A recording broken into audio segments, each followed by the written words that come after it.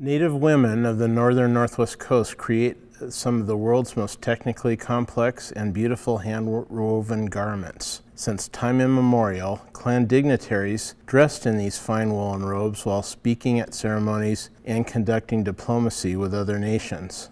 The robes are designed for movement and dance. Their long fringes swirl with the order's every gesture. When the robes are danced, their long fringes dramatically magnify every movement with flair. Whether worn by diplomats or dancers, the robes are a living tradition spanning the millennia and uniting members of the Tlingit, Haida, and Tsimshian nations with their ancestors. Combined with beautifully carved, painted, and sewn headgear, rattles, and accessories, dancers and diplomats so attired strike a memorable and beautiful appearance. Decorated on the surface with fine, eye-dazzling geometrics or gracefully curving representations of clan crests and history, the robe's beauty and significance goes beneath the surface. They are sacred objects. The spirits of ancestors collect around or inhabit the robes as their presence is invoked during traditional ceremonies. The robes bring comfort to the bereaved family and clan members at memorial feasts and can provide strength and healing to those who are emotionally or physically distraught.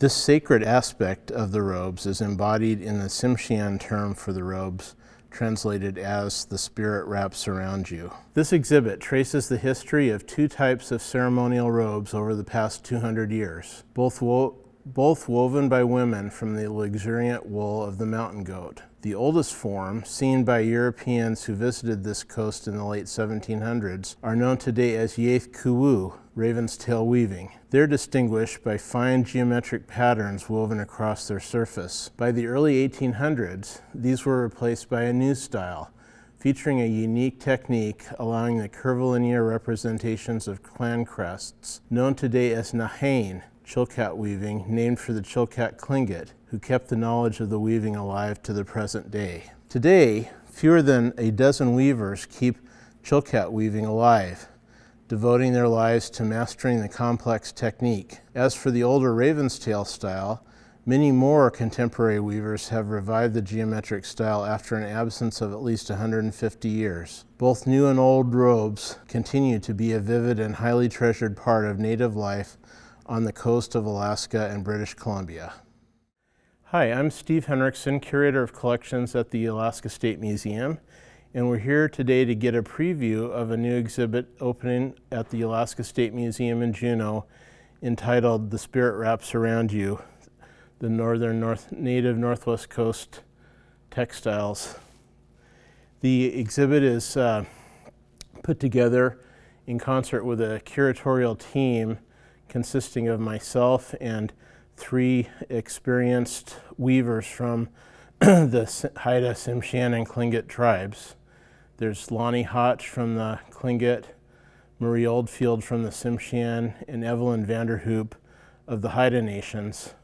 And they played a critical role in selecting the objects that we have on display, as well as developing the themes that we would cover in the display. So one of the things we wanted to do is talk about the development of this weaving as far as we can tell over the past couple hundred years. It's really a challenging task because there's so little documentation, but we think we've pieced together a basic outline of how these textiles developed over the years. And one basic theme of the exhibit was to help people learn about two major types of weaving that we know of, starting with the Ravenstail weaving, which is it's like this robe here. It's got a geometric pattern over the surface. It's very, it's like the patterns are on a grid. The robe itself is rectangular, and the patterns that are used are very complex, and they're kind of eye-dazzling to look at. And these were the type of robe that early European explorers who came to the Northwest Coast, people like Captain James Cook and George Vancouver, who were here in the late 18th century, when they met with Native leaders, many times they met them the people canoed out to their ships, and the chiefs stood in the canoe wearing robes like this. They described them as being geometric in their pattern, and they were made from the wool of the mountain goat. So these were and are finery that is worn by leaders and diplomats when they're conducting international relations between other tribes, or in the case of the explorers, Europeans. The geometric tradition, the patterns, are representational. They're made, the names for these patterns are descriptive of the way they look. They derive from basketry patterns originally. And over the years, the weavers developed an interest in trying to make them represent clan crests that illustrate the history of the clans. And each clan has a certain set of crests that they use to illustrate some of the high points of their history over the years. And the weavers were trying to develop a new type of weaving that would allow them to make these curved designs that are more reflective of the painting and carving of the Northwest Coast. In the early 1800s, a new style of weaving was invented by Northwest Coast weavers, and it's referred to today as Chillcat weaving, or Nahane in the Tlingit language.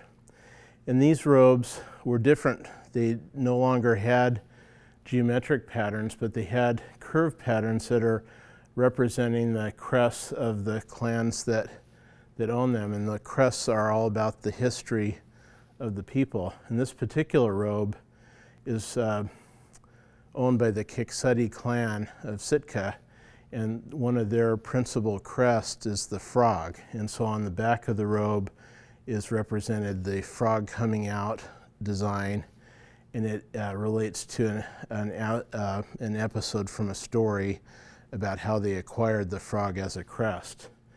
And usually the robes are worn with other regalia, like a carved helmet, in this case the frog hat, and he's holding a song leader's staff that also has a clan crest on it. So when you see someone wearing this kind of regalia, they're like wearing their history.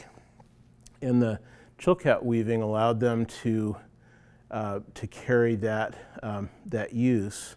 the use of telling history into their regalia and make it serve the same purpose as the other regalia, like the carved hat.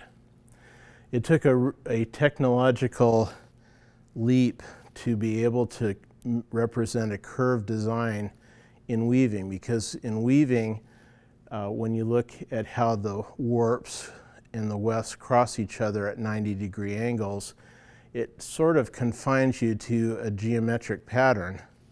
But they developed a way in Chilkat weaving to conceal the pixelated look of the geometric weaving by adding an overlay, a braid that's laying on the surface of the robe that covers up the little stair steps that are underneath that make up the curved design. So it makes it much more refined looking, and also having that braid on the surface, it adds some texture to it. It gives it some depth and makes it a lot like the carving. It gives it a raised appearance. It's a really a nice aspect of it, but it adds a lot of complexity to actually weaving a robe like this. So weaving a robe of this sort is a labor of love. It's something that takes a person's entire lifetime to master, and that's part of the reason why there's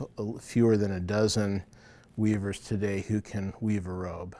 We see a lot of the geometric patterns common in Ravenstail weaving show up in basketry techniques, and the basic basketry technique used on the northern coast is twining, just like is used in the robes themselves. They just use different materials. For the robes, they're using mountain goat wool.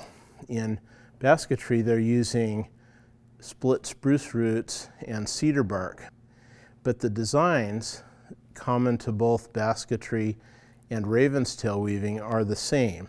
And this is a selection of baskets that have some of the same design elements that you see both in basketry and Ravenstail weaving. The mat, the cedar bark mat on the wall has a series of concentric squares, and that technique, that pattern shows up quite a bit on Ravenstail weaving. So the earliest robes we think were made from shredded cedar bark, and there's an example over here collected from Vancouver Island from the Nuu-chah-nulth people. It's made out of shredded yellow cedar bark, and it's twined together in a very meticulous way, and something like that would have probably been an everyday sort of garment for wearing out in the elements when it's cold or rainy. And shredded cedar bark acts a lot like wool in that when it gets wet, it still maintains a lot of air spaces in there that help insulate the body. So it would have been something you could wear out in the rain, and even if it was wet, it would still keep you warm. So that basic technique and the basketry patterns came together at some point hundreds or thousands of years ago to create the Ravenstail robes. We don't know a lot about this earlier style, partly because there's only a dozen Ravenstail robes or fragments of robes from the old days that have survived. And mostly these are in European museums. As far as we know, there's only a few fragments of a Ravenstail robe that exists in the area where they were once created. These are fragments at the Alaska State Museum. In the late 1700s, there were Europeans who came to the northern Northwest Coast, and a few of them collected Ravenstail robes from the Tlingit, Haida, and Tsimshian people. We don't know under what circumstances the collection was conducted. Some were probably sold or traded between the native people and the Europeans. Some might have been taken off of graves. But we only have a dozen of these robes, and from those dozen, we are making certain assumptions about what that technique was all about. We do have a few illustrations from the late 1700s, early 1800s that show how the robes appeared and how they were used, including a really fantastic watercolor by Mikhail Tikhonov done in 1819 of a Sitka Tlingit chief named Katlian, who was a leader of the Kiksati clan, and he's wearing a classic Ravenstail robe. And in the background is Castle Hill. That's in what is now downtown Sitka. That was in the 1700s a Kiksati clan settlement on the top of that hill. And that's just over Katlian's shoulder in the watercolor. So fast forward to the 1990s, the state of Alaska was doing an archaeological excavation in Sitka on Castle Hill of some Russian workshops, a blacksmith shop and copper implement making and soap making. And in the middle of all this Russian material, they found some textile fragments, and they weren't quite sure what they were, but they tagged them and bagged them, and put them on a table to be transported to their lab. And it just so happens that one of the weavers who was studying Ravenstail weaving, my wife Janice Criswell, was in Sitka and happened by the site that very morning. And they asked her if she'd like to see what they found this morning. They didn't know she was a weaver. And she said sure, so they brought out some Russian artifacts that they had found, and they said, oh, we found some textile fragments too. And they pulled them out of a plastic bag, and they were soggy and muddy, but my wife was still able to see that distinctive geometric pattern in the weave, and that was this fragment right here. There's a section of this zigzag technique that she saw, and she immediately recognized what that was, but the archaeologist had no idea what it was, and she told him, and that turned out to be one of the more significant finds at that site. And luckily, the Alaska State Museum was involved in conserving those pieces and cleaning them, and we have them in our collection now. And these are the only fragments of a Ravenstail robe that still exists in Alaska. So we're really lucky to have these. Unfortunately, it's only a few fragments of an entire robe, but you can still get a sense of some of the design. This is a part of the upper border of the robe, and it has a design like a sideways H, remnants of it, that's called the tattoo pattern. And then there's concentric rectangles here, like what we saw on the cedar bark mat. So these are all shows how basketry patterns were translated into Ravenstail weaving. So for this exhibit, we are extremely lucky to have one of the surviving examples of a Ravenstail robe that's in its original form, its fully developed form. And this one is on loan to us from the Royal Ontario Museum in Toronto, Canada. And it's a later example, we think, of the Ravenstail tradition in that it's not purely geometric. The weaver has made some humanoid faces and some other rectangular elements that have curved shapes on them. And this is something that is really difficult to do in Ravenstail weaving, and this is an example of how they were pushing the envelope as far as that technique to be able to do this. And it's not entirely satisfactory because formline design is a very distinctive style that has prescribed ways of doing these curved shapes. And to try to do that in Ravenstail weaving, it breaks a lot of the rules of formline design.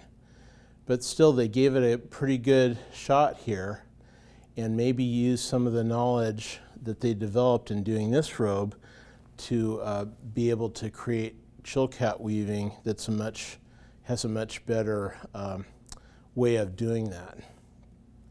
But this is still technically a Ravenstail robe, one of the dozen that still exist, and it required about 30 pieces of paperwork to be able to move this robe from Canada into the United States, primarily because it has a bit of sea otter fur along the top edge, and that was typical of these robes. They wrapped a strip of sea otter fur along the top to make it more comfortable to wear.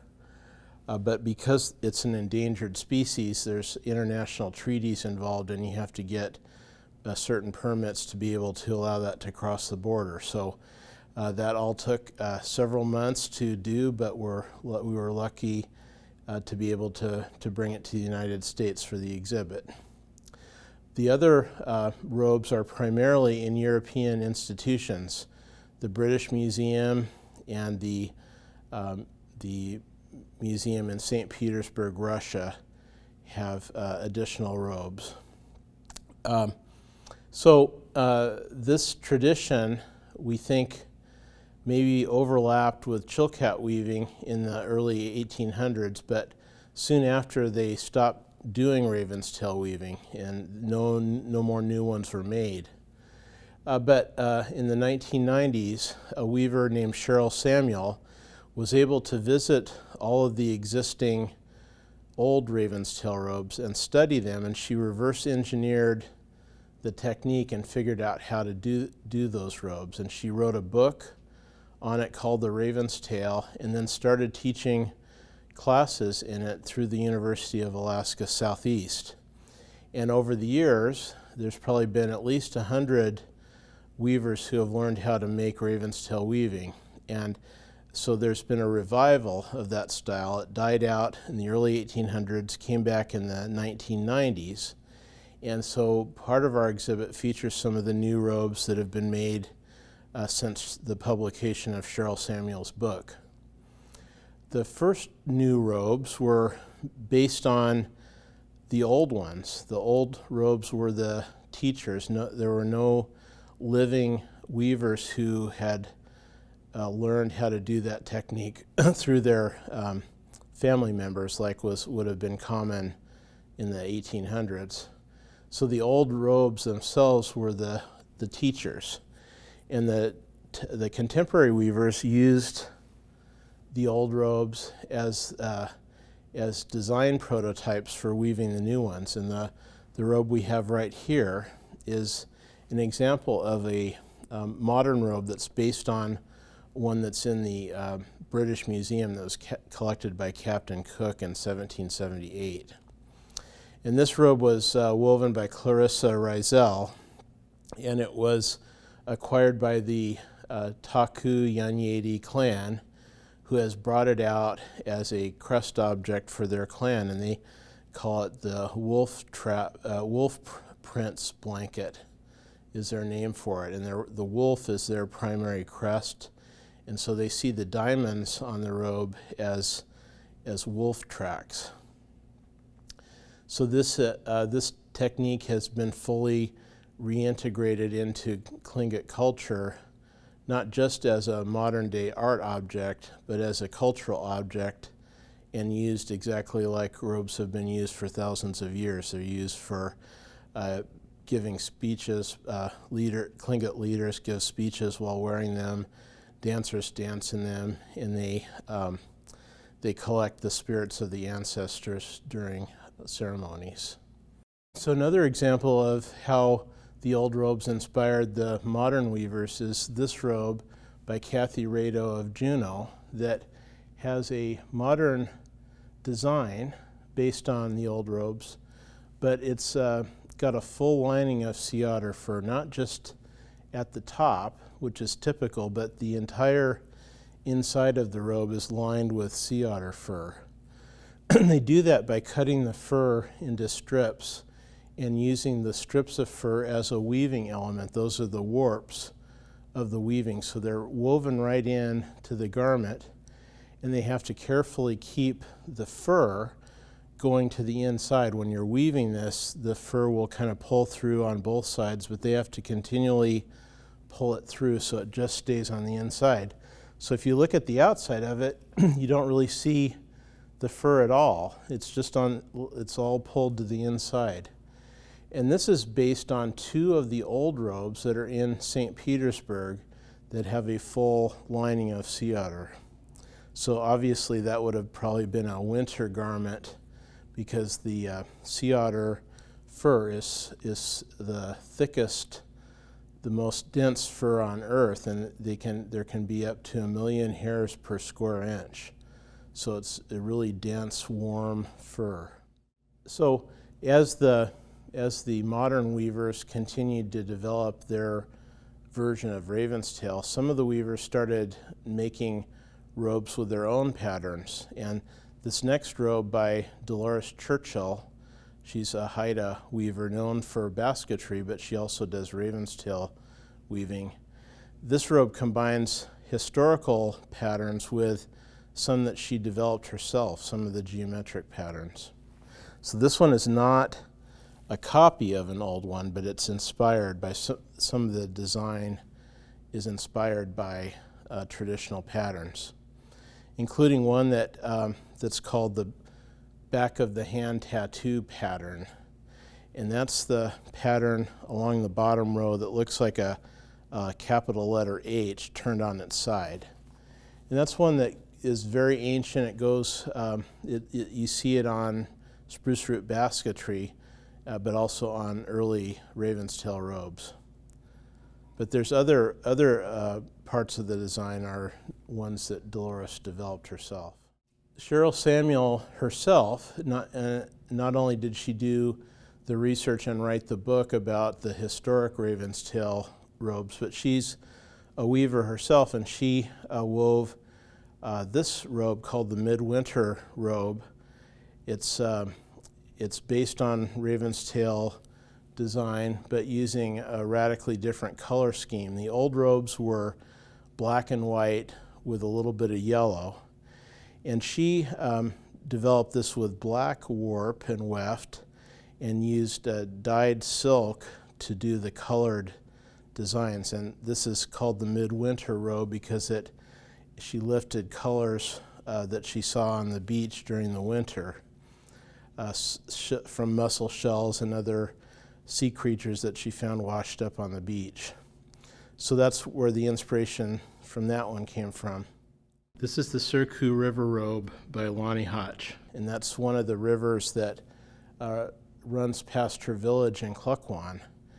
And she also used black, the color black as the background, and added different colors of gray, silver, and blue to the surface. And all of those designs are new ones that Lonnie developed to represent aspects of the Klehini River that is a very important river to the Chilkat people because it's fed by a geothermally heated water, and because it's hotter than usual, when the Klehini runs into the Chilkat River, it causes the Chilkat River to not be frozen there in the winter, and it allows the Chilkat to harvest a late run of salmon. If the river was iced over, it might be much more difficult to do that. So they owe their lives in many respects to the natural heating that the river provides, and that's why part of the reason they base their village there. So that's what this robe represents. One of the important functions of the robes, both Chilkat and Ravenstail, is to help with the healing process.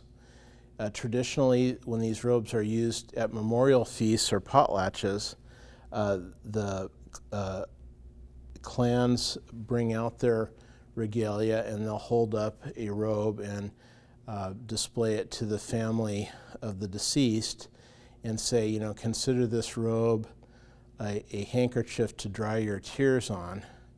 They talk about how the art, the finery of it, and the history of it will help them go through their healing process.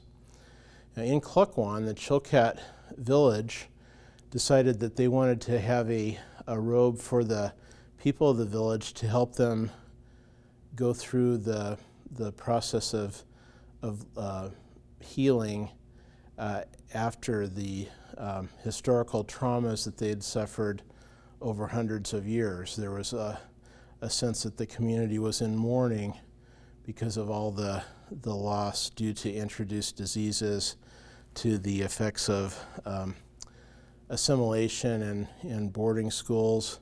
There was a lot of grief in the community, and they developed a project for community members to weave this healing robe. The weavers involved learned these techniques, and in the process they spent many months together weaving this robe, and it helped with their individual healing. And then after the robe was brought out, it's become a community artifact that whenever there's a trauma in the community, the loss of an elder or other situations, this robe is brought out and wrapped around people to help them go through the grieving process, and they call it the healing robe. And that really is exactly how these robes have been used over thousands of years, and it's a good example of how that use continues today. As far as a style, you'll notice that this has both the geometric patterns and the curved Chilkat patterns. And this is based on fragments of an old robe that was collected from northern Lynn Canal, and a part of it's in the Smithsonian's Museum of the National Museum of the American Indian, and the other one's in a Canadian museum, both fragments from the same robe. And they figured out what the design would have been like and wove this as a modern version of that one. So it's another new robe that's inspired by one of the old. So sometime in the early 1800s, the new Nahane, the Chillcat weaving style, began to be developed, and the first Chilkat robes had some carryover from Ravenstail robes.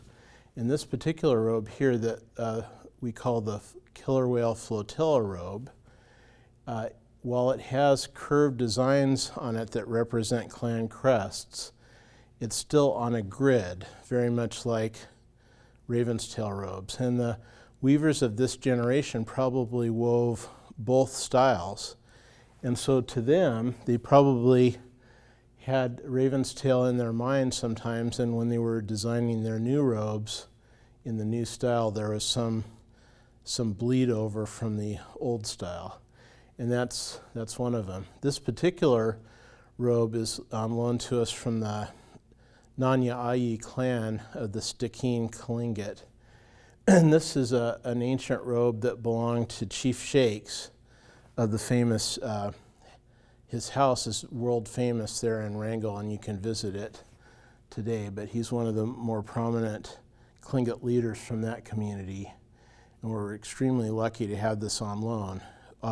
We have several others on loan from different clans with the stipulation that if they're needed for ceremonies, they can take them out of the exhibit at any time. So if you visit here, you may see from time to time a robe that's missing that's out for ceremonial use. Okay, this is an important clan Chilkat robe from the Hluknahadi clan of the Chilkat Tlingit up in Haines. It belongs to the Raven House, and it's called the Sockeye Robe.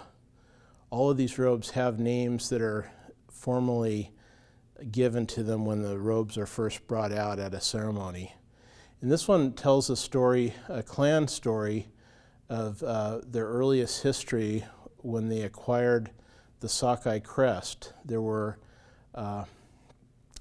an ancestor who was by Chilkoot Lake who was eaten by a supernatural sockeye that was larger, much larger than they are today.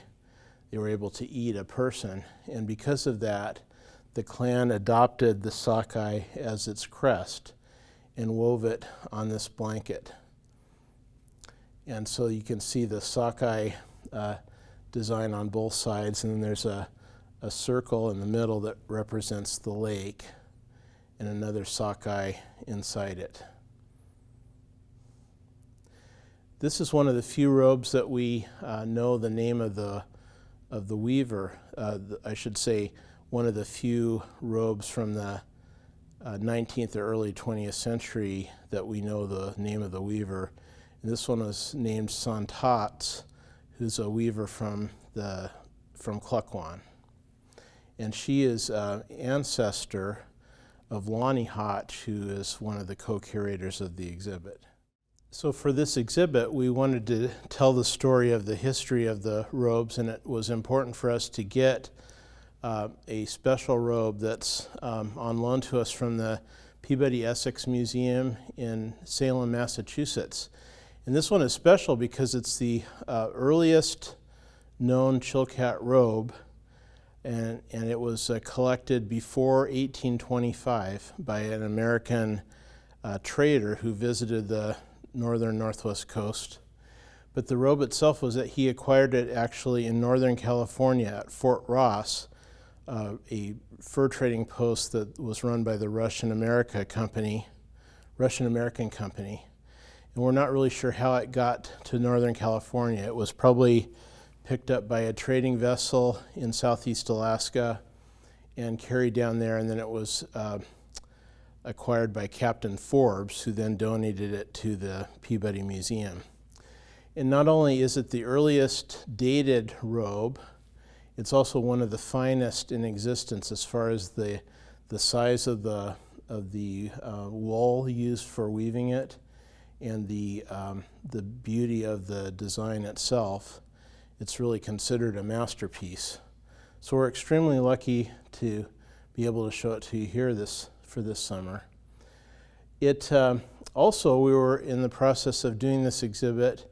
Lonnie Hotch from Klukwan told us that she has a pattern board for this particular robe, and we borrowed it and have that on exhibit next to it. And the pattern boards are something that was used for Chilkat weaving exclusively. For Ravenstail weaving, they didn't use a pattern, but for Chilkat weaving, since they were following a formline design, which is a painted and carved design, a form of art, they got a male artist to paint a pattern on a piece of board, and then the weaver took measurements from that and translated that into weaving. It wasn't the male artist and the female weaver had to work together, though, to make the pattern, because you can't weave everything that you can paint. So the painter had to be knowledgeable of weaving, and so they would consult with the weaver when they were actually painting the board. So the boards are usually about half of the design of the robe, because they're usually symmetrical and one half is a mirror image of the other. So this is the first time the robe has been shown with the pattern board, and we were pretty excited about that. And this is a pretty unique pattern too, with it has what appears to be a design of a diving whale going down the middle, and then on the sides there are designs for coppers. That was a shield-like piece of copper that's a symbol of wealth on the Northwest Coast. And there might be orca whales flanking the diving whale in the center too, with the head down here and the dorsal fin going up. But it's an extremely fine example of Chilkat weaving, showing that by 1825 the Chilkat technique had been fully developed. And all that's left by this point of the Ravenstail tradition are the little hints of geometry that you sometimes see in Chilkat weaving. And in this early Chilkat robe, there's a portion of it called the tie-off on the bottom corners that have a little bit of geometric design on them. So that may have been because the weaver of this one grew up weaving Ravenstail and just used that little section as a hint of that earlier form of art. So over the years, the weavers and artists develop a wide variety of clan crest designs to weave on the robes. And I just wanted to show a couple other patterns that you frequently see. This particular one represents a bird. The weaving in the center part of the robe, the part that's on the back of the person wearing it, has a bird design on it. Unfortunately, we don't know what clan this robe comes from or anything about its history. So just based on the formline design, it appears to be a bird of some sort, maybe an eagle, maybe a raven, maybe some other kind of bird. There's just not enough detail there to be able to tell which species it was. Even if you were an Audubon Society member, you couldn't tell what species that was. But we can see enough of the formline design to tell that it has a head at the top, a humanoid face that's the body, tail feathers at the bottom, 2 feet sticking out on either side of the tail, and then a wing, the main wings on both sides. Other parts of the robe, like the side panels, might be entirely abstract, just different formline elements put together in a pleasing way. But they don't always tell a story that we can know today. Some of the knowledge, some of the history and the representation of these robes is probably lost forever, although sometimes that information can be recovered by looking at photos of Tlingit ceremonies from 100 years ago. And sometimes you can find robes in them that are still around today and be able to reconstruct something of their history. So a good example of the difficulty interpreting the designs if you don't know the clan history behind the artifact is this particular robe, because there are parts of it that look like a diving whale, parts that look like a bear, and some people have interpreted it as a wolf or sea wolf design, but we really don't know. It seems to be a combination of several different designs, but we're not really sure. And that might have been done on purpose. That ambiguity may have been built into these robes because of their use as a diplomatic gift. When a potlatch was conducted, usually 2 or more clans came together. There was a host and a guest or guests that came, and the hosts would be distributing gifts to the guests, and they may have had to weave robes for the guests before they knew exactly which guests were coming and what their crests were. So they may have wove robes with ambiguous designs that they could interpret a number of different ways, so that depending, irregardless of who ended up with this, they could still interpret it as something representing their history. This particular robe represents a known crest, at least we think we know, and it's also the most common design of all the Chilkat robes. There's, I would guess, at least half of the existing Chilkat robes have the same pattern on it, and it's called the diving whale pattern. If you isolate the central part of the design, not the side panels, but the main section in the middle, it represents a whale with the tail flukes on the top. There's a humanoid face that represents the body, and the head is at the bottom with a large open mouth. We don't know if that's an orca or a baleen whale, but over the years it's been interpreted that way.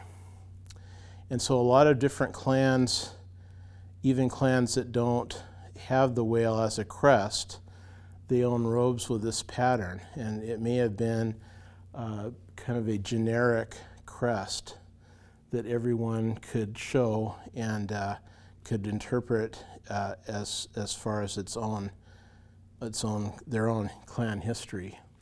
This one is together with a pattern board that's almost the same design, but not exact, but similar, and that's what the weaver would have taken measurements from to do the weaving. This particular robe was purchased from a curio shop in Juneau in the 1930s.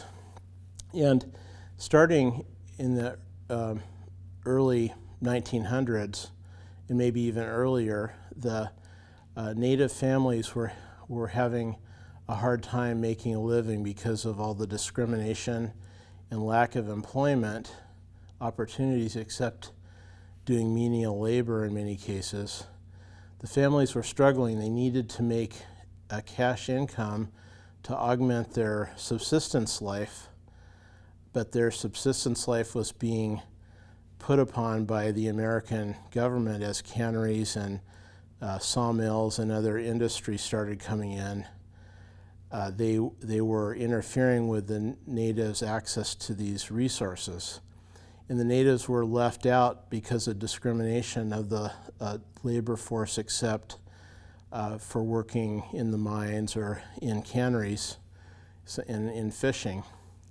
So some families augmented their cash incomes by taking up art as an occupation and by selling the work that they produced in curio stores and to non-native collectors. And so this robe was probably woven for sale. It's considered, it's called market art today, but it was woven as an art object rather than having this sacred and ceremonial meaning, even though it looks the same. It was made to probably for non-natives to own it as it came through the nugget shop in Juneau in the 1930s. So that's a new use for the robes. Even though the technique is the same and they look the same, the meaning might be radically different. And some of the robes made today are done on commission for collectors who put it into their own collection at their homes. But some collectors are allowing their robes to be borrowed for ceremonial use, so they're able to have a life as a real object as opposed to just a work of art. But even as a work of art, they are spectacular and very meaningful. It's just when they're allowed to have, when the clans are allowed to have access to them for ceremonial purposes, it makes a huge difference, since so many people would have a hard time affording to commission a contemporary weaver to make a new robe.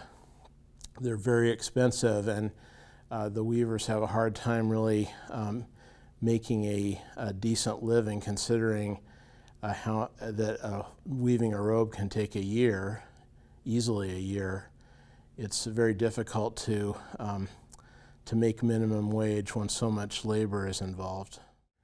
And finally, we'll end with this contemporary Chillcat robe by Clarissa Rizel, the late Clarissa Rizel of Juneau. This is a robe that she has that represents a clan crest of the Shungukadi clan of Klukwan, and she calls it the Egyptian Thunderbird Chilkat robe. And I think she was inspired somewhat by the designs of objects from Egypt, but also mostly from the Tlingit people in their story of the Thunderbird that the Shungukadi clan has as a crest. And obviously while she has the yellow and black border that's typical of Chilkat weaving, having the entire design field itself done in blue, shades of blue, is a contemporary design.